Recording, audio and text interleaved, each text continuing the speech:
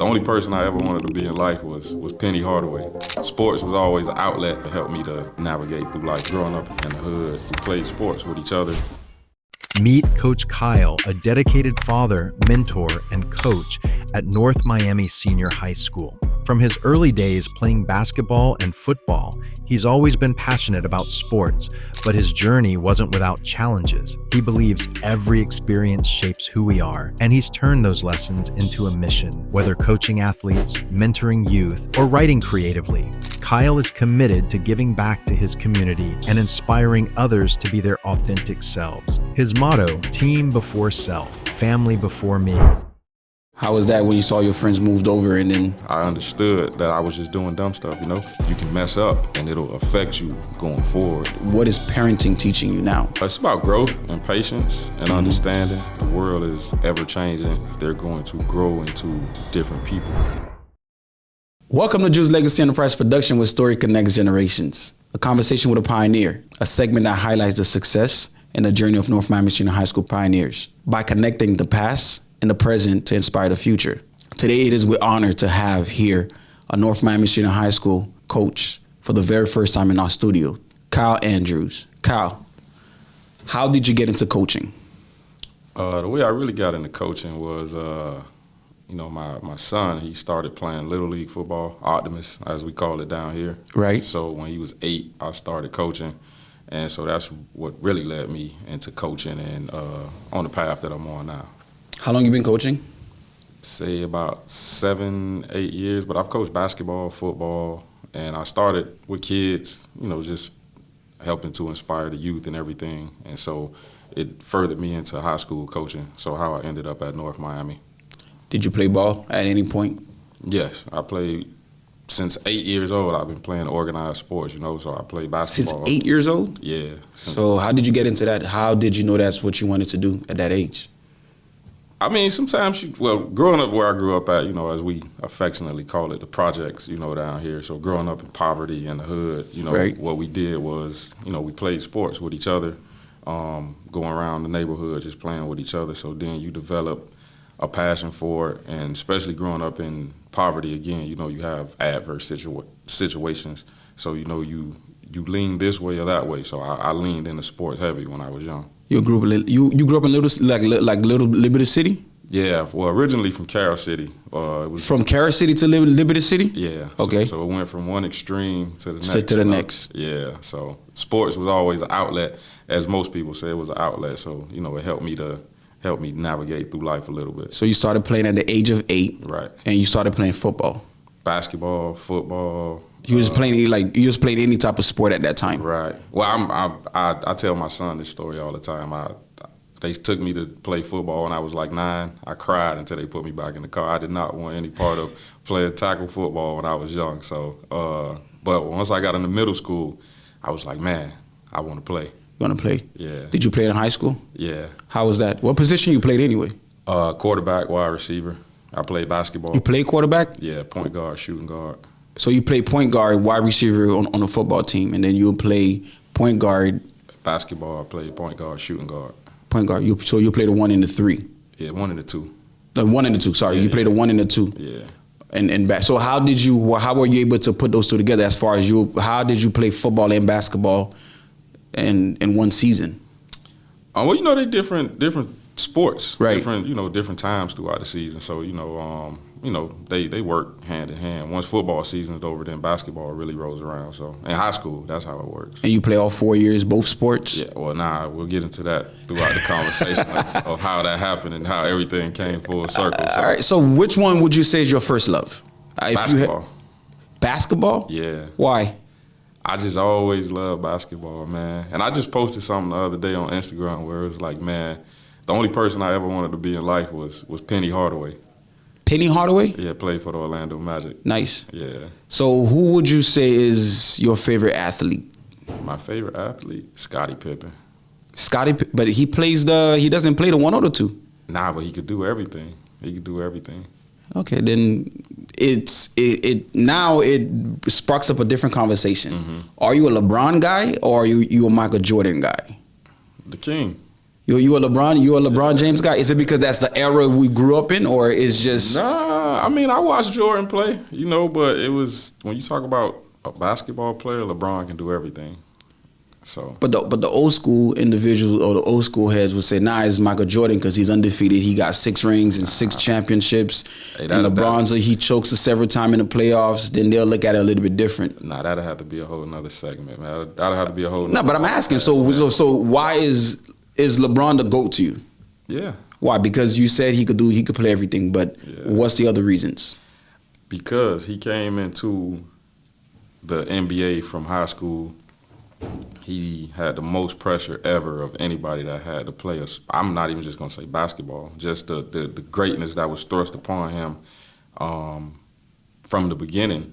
And I don't think he's ever folded just because he lost. There's a lot of people that lost. There's a lot of people that have never won championships. So they hold that against him because he didn't accomplish what Jordan per se accomplished as far as winning championships and such. But when you think about what he's done from high school to the NBA to off the court, never gotten in trouble, has a family, putting kids through school, all that kind of stuff. But if you just want to talk about basketball, he's damn near top 10 in everything, every category. Right. Top 10, you say across the board, but your Mount Rushmore he'll be the GOAT. Yeah. That's interesting. I'm thinking a lot of people who's actually into sport will say, hey, it's Michael Jordan because of his killer instinct and different things. That's crazy. They asked LeBron about that one time. I saw this interview, and his response was, I don't think he could have had a better response. He said, every animal hunts different. And I was like, man, that's dope.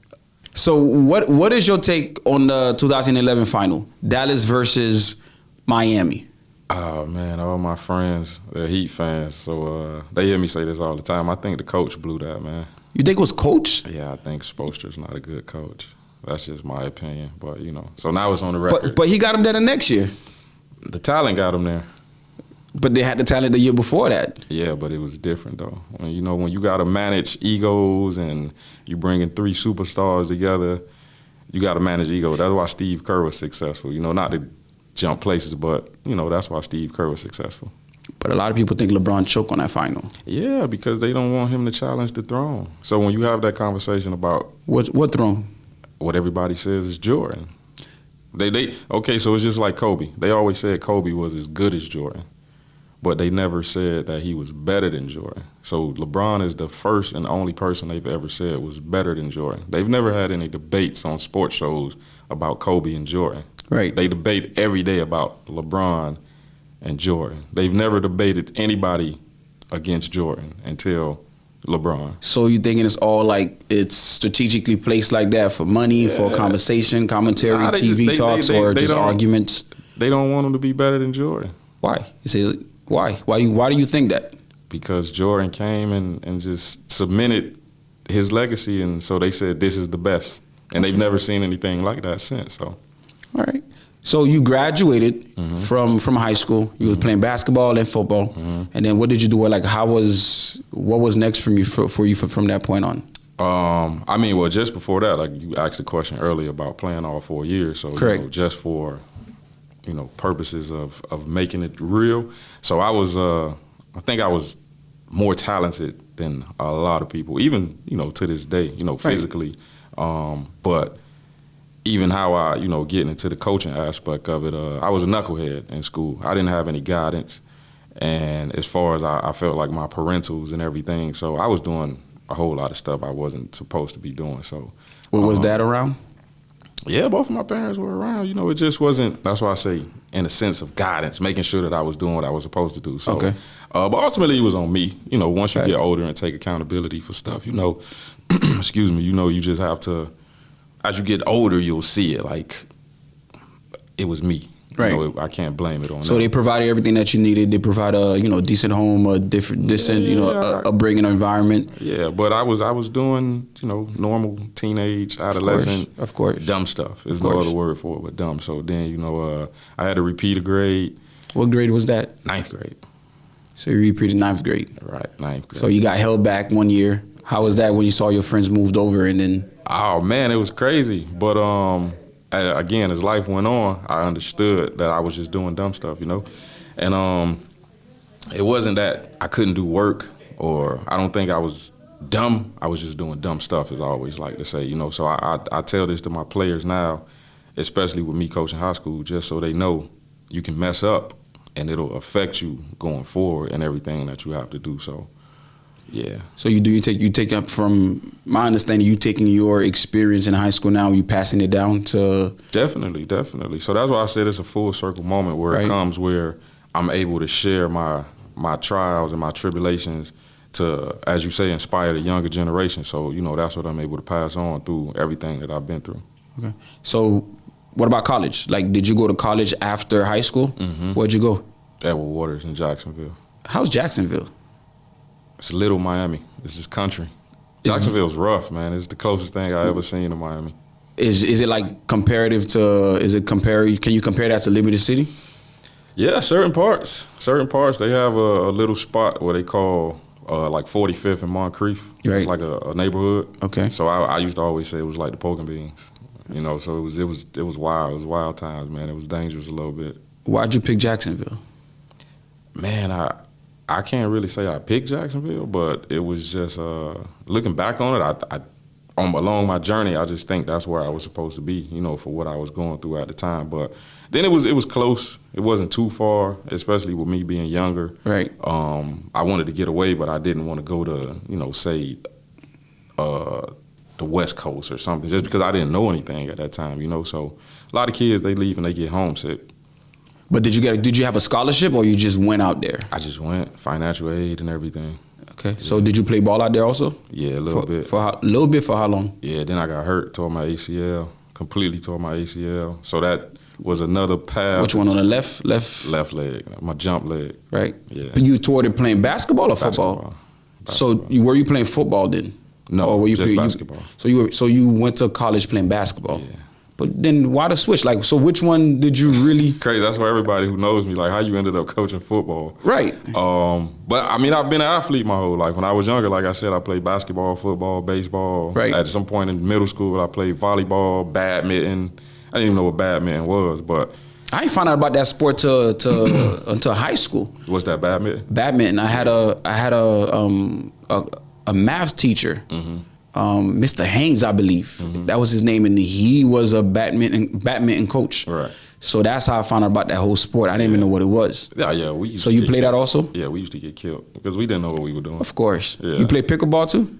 Nah, I just found out about that like 2 years ago. It's a new trend. So you played basketball for 2 years in Jacksonville. Mm-hmm. You tore your ACL. Mm-hmm. You was playing what position? You was playing point guard there? Point guard, shooting guard still. Point guard and shooting guard. So what happened? What happened after the injury? Man, it was kind of a mental decline. You know, I'd never been hurt before. Correct. And even back then, I was, you know, questioning God. Is why me? You know, I don't bother people. All I want to do is play basketball and talk to girls. You know, so why did this happen to me? But again, along the journey, you know, you get to see stuff and for what it's worth. So I believe I was meant to go through that as well to end up where I'm at now. You know, so. All right. Did you do any academics as far as did you graduate from there? No, I didn't graduate from there. I actually went back to school later on. I majored in journalism. I love reading and writing. So, you know. Reading and writing? What you reading? What books would you say that you've read that resonate with you the most thus far? There's a book that I'm reading now that I started over maybe 2 times just because I didn't, you know, stay consistent. It's called King, Magician, Warrior, Lover. So it's about the different archetypes of men. Right. So talking about going from a boy to a young man to a man phase and everything. So that's the book I'm reading right now. Have you read The Art of War? Nah, I heard about that a lot. I've never read it. 48 Laws of Power? I've never read that one either. Yeah, we had a very interesting conversation with Sam Sneak off record last time, mm-hmm. and he was talking about it because he says a lot of people misunderstand that book. Mm-hmm. Although he talks about the 48 Laws of Powers, people take it and try to apply it, but the whole idea behind the book is to take what you learn and no one is being used against you. Right. It's a very powerful book by Robert Greene. Yeah, I gotta add that one. I gotta order that one. It's very good reading. Yeah. So you mentioned that you're a father. How many kids you have? 2. 2 boys. How old? 15 and 3.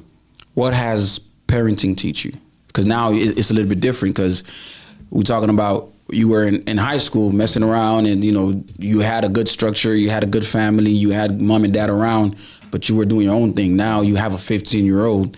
What has now, for looking at it from your perspective, what is parenting teaching you now? Or what have you learned from it?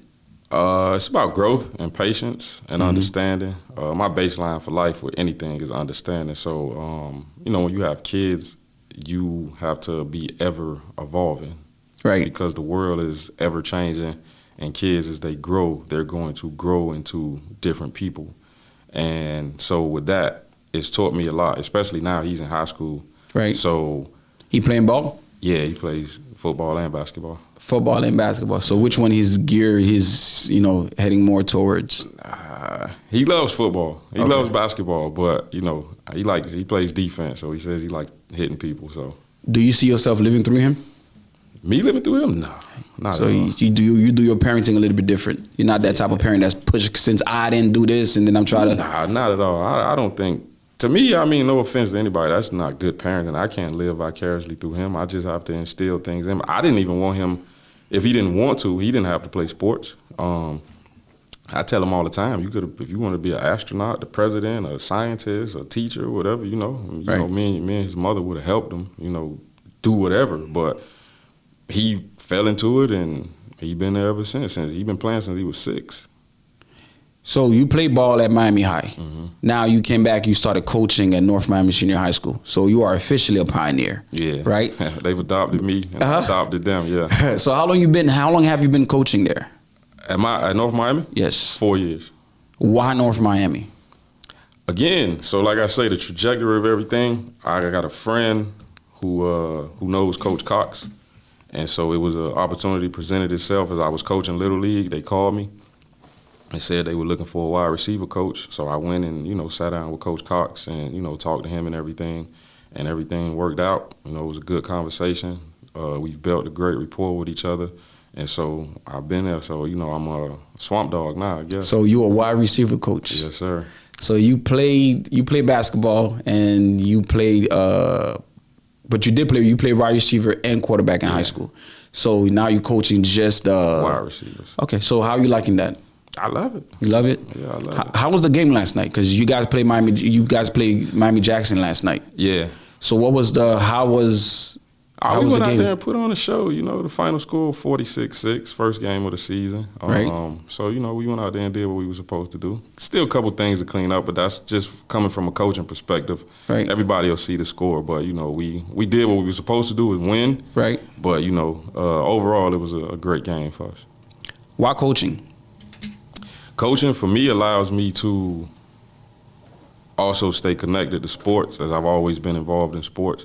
But even as I've learned later on in life, what my purpose is to help people.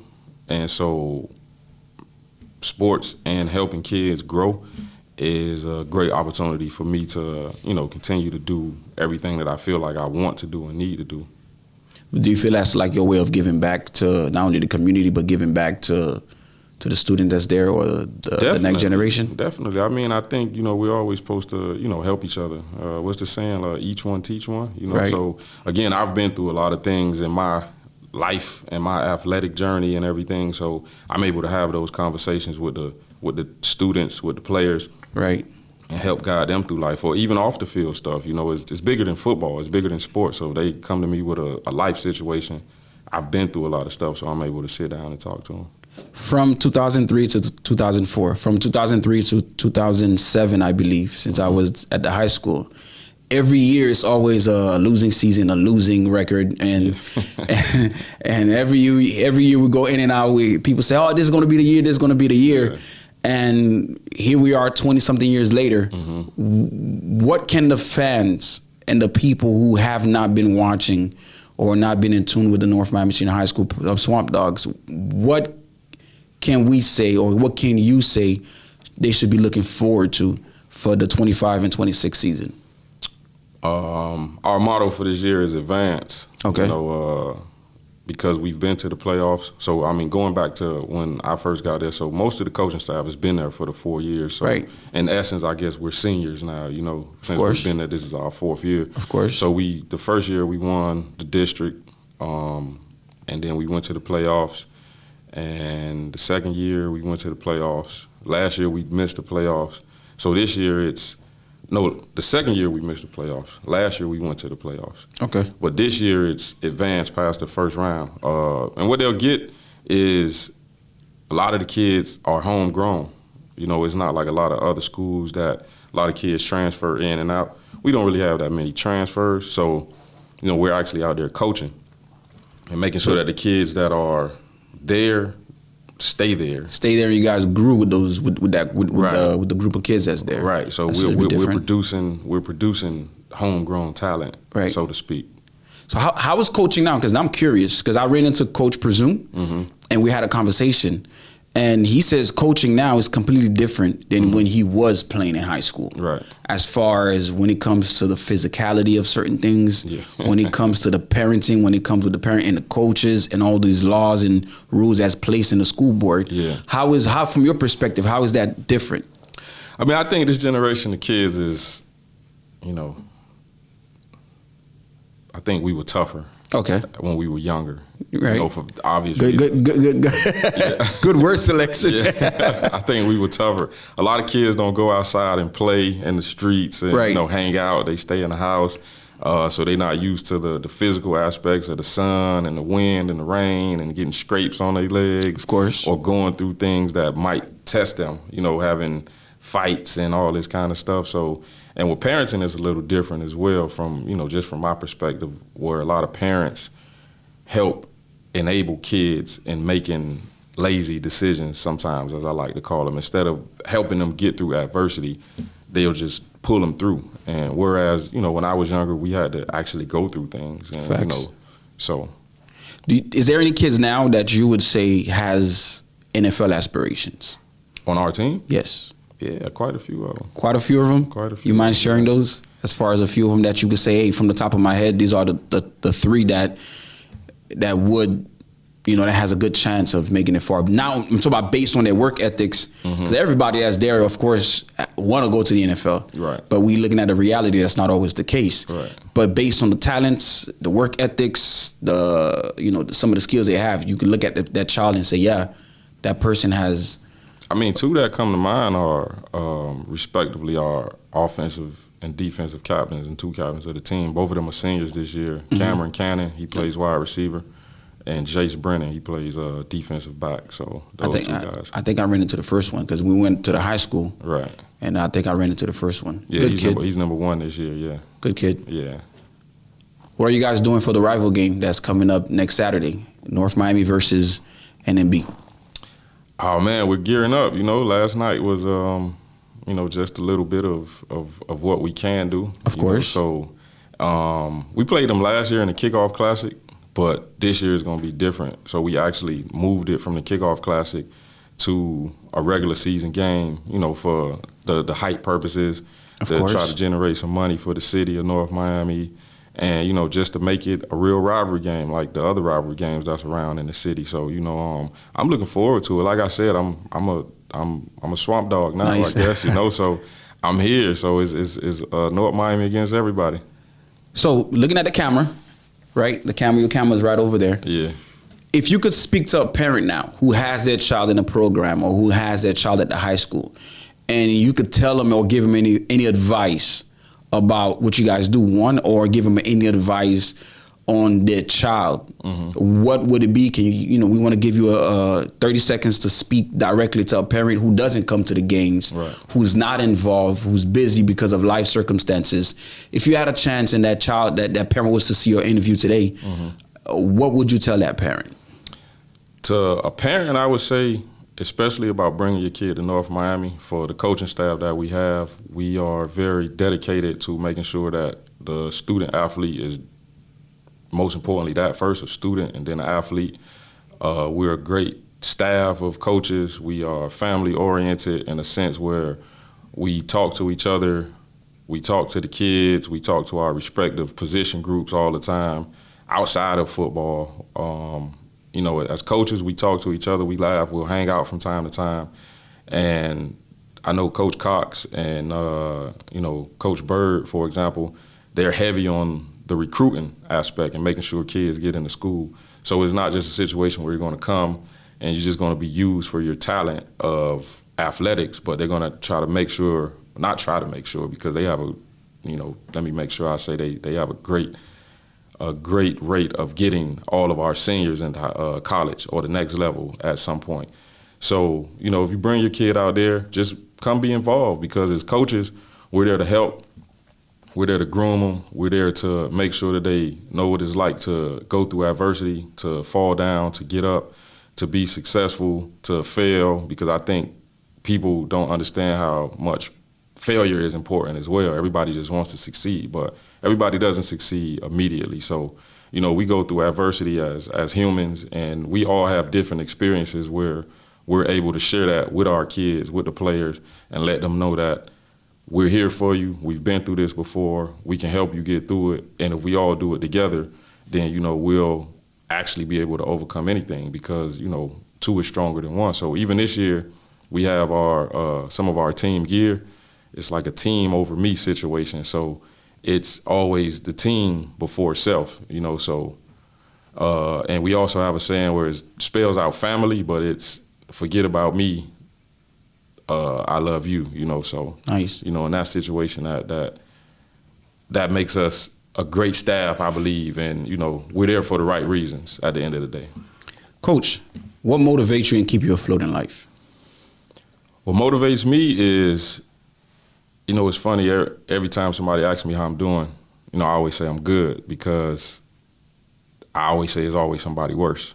Facts. So especially where I come from, the neighborhoods I grew up in, the circumstances that I grew up in, situations that I've been through in life, there's so many other people out here going through, so much worse than what I'm going through.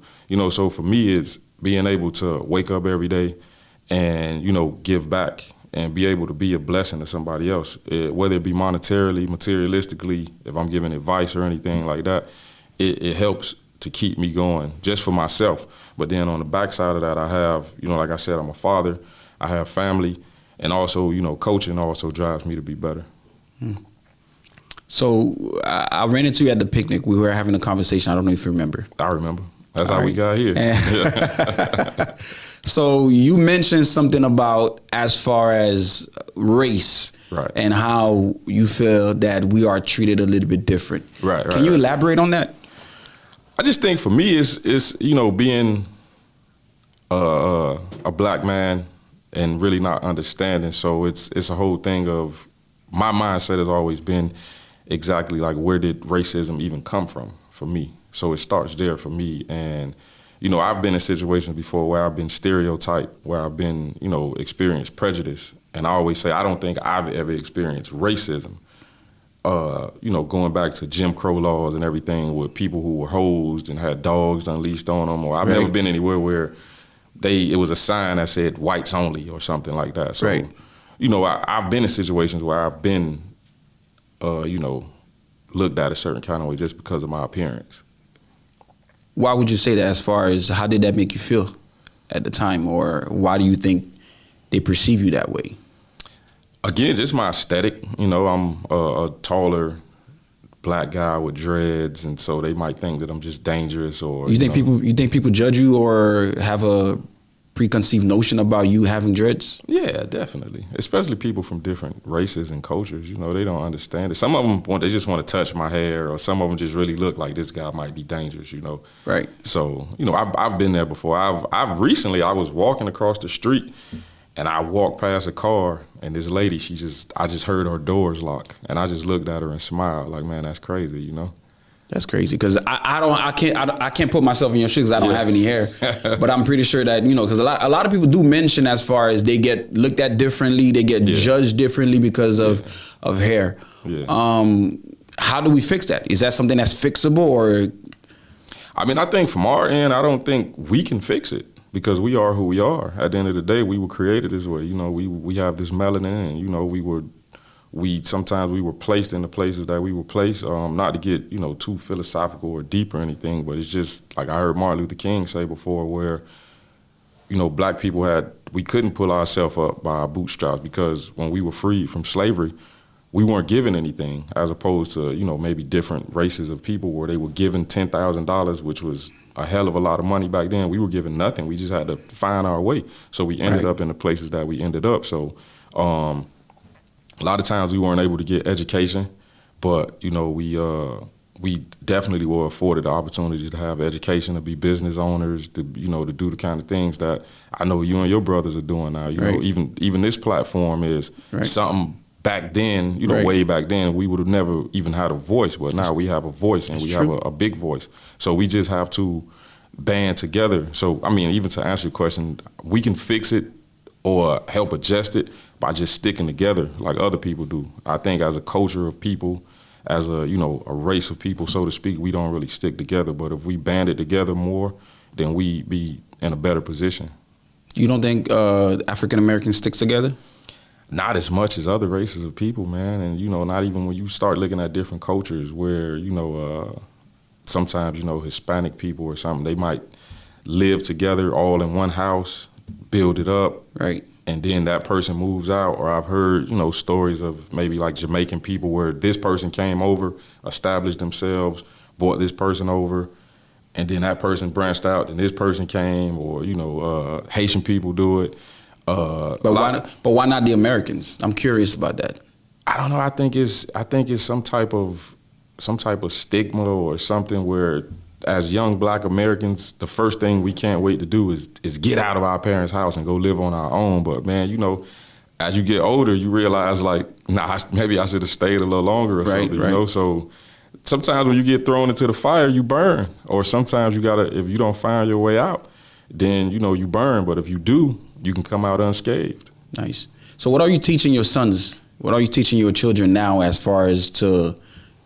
what are you teaching your children now to learn, and how to cope with these prejudice and how people perceive them, or how to navigate through society, period?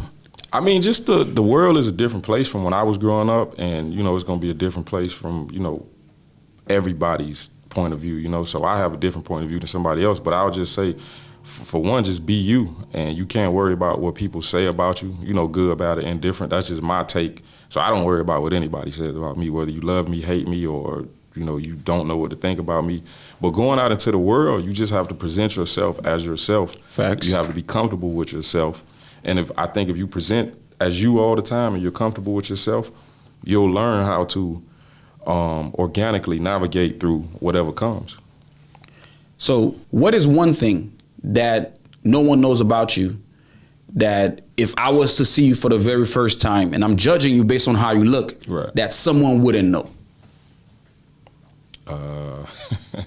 It's a lot of stuff. Like what? Give me a few. I mean, I write poetry. You write poetry? Yeah, so if somebody were to see me, they probably won't be like, oh, he's a poet. Like, I write poetry. Really? Yeah. I have 2 poem books that I self-publish. Nice. So you write a lot? Yeah. Because you did mention that you're into journalism. Yeah. So how is that going? I mean, I think it's a gift from God. I write poetry. I'm actually trying to. So going back to what you said about, I want to work on a documentary about racism. So I've actually started doing that. I actually want to write a movie. I'm in the process of doing that. As far as getting all my thoughts down and putting it together. Mm-hmm. So I probably would say people wouldn't think that I have the level of artistic creativity that I do, just based on the way that I look. So what can we be looking forward to for that in that movie? That's going to be the documentary. I actually want to do a documentary about racism. So that, as you say, when we met, I spoke to you about that, knowing that you had like a production company and stuff. So like I said, just the origins, and also the understanding of where it came from, the origins of that, and how we deal with it, how we can how we're coping with it, and as you said, how we can try to fix it. Okay. So as a coach, I'm going to go back to coaching. So as a coach, how do you get prepared mentally for a game? Mentally, I think it all starts with the film. So when we watch film, so say for example, we had a game yesterday, we'll watch film on that game today or tomorrow. And so as coaches, what we'll do is we'll collectively talk about what we seen good, what we seen bad, what we need to fix. And then we move past that game. We scout the next opponent, which is, now that I've affectionately known them to become the people across town. So now we scout that opponent and we brainstorm together as coaches, and then we take it back to the players, right. and then we navigate that way. So that's how we do it as far as the film. But mentally, from a position group, for me personally, I look at what my group would do against the group that we're going against, and then I ask for suggestions from them, because I just believe with being a leader in anything that you do, in order for you to be a leader, that means that people are following you or behind you, or walking with you. So now I'm asking, what do y'all guys think of this? How do you think we can attack this? And so then I let them give their suggestions, and then we put that on the table and we go from there. So yeah, have you ever been out of the country? Yes, sir. Where have you been? I've been to Jamaica, Mexico. I know it's technically part of the U.S., Puerto Rico. Right. So the reason I'm asking, because the culture here, because you mentioned something about Haitians and Jamaicans, the culture here is a little bit different than when you do leave the country, right? The way that people live, the way that people operate, the togetherness is a little bit different.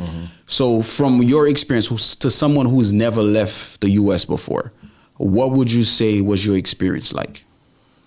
I think it's different because you see a different way of life. Right. Whereas here in the United States, it's our motto is the land of the free, the home of the brave. So, I think a lot of people talk about different countries, but we do actually have we have all of our freedom, versus when you go to other countries, people are scraping and scrapping because they don't have the rights, or they don't have the resources, they don't have, different things that we do have. So I think they band together more just to help each other out, whereas all of us here are just going through life and not knowing how good we actually have it. Right. You mentioned that you journal. You mentioned that you are a coach, and you working as far as on a documentary. Right. What else you actually up to? What are some of the things that you're trying to accomplish, or you working on currently? As of right now, that's it, and I think that's another thing. I have to try to stop doing so many things at once. Right. You know what I mean? So coaching takes up time, working, and then trying to do the things in which I'm my hobbies or my passions. So what do you do besides coaching, as far as you mentioned work? I work for the school board. You work as a what? I work in transportation now. Oh, nice. Yeah. Nice. In Dade or Broward? Miami-Dade County. Oh, nice. Thank you for your service. Yeah. So, Kyle, once again, it was a pleasure for having you here. Yeah. Any last thoughts or remark you would like to leave the audience with? Thank y'all for having me, man. And, this was a great opportunity. And, swamp, like they say, swamp dog salute. Swamp dog salute. And hopefully by the time you're done with your journal, we would love to actually bring you back on to actually have a conversation about it. For sure, man. Kyle, it was a pleasure. Thank you, man. All right. Thanks a lot, my brother.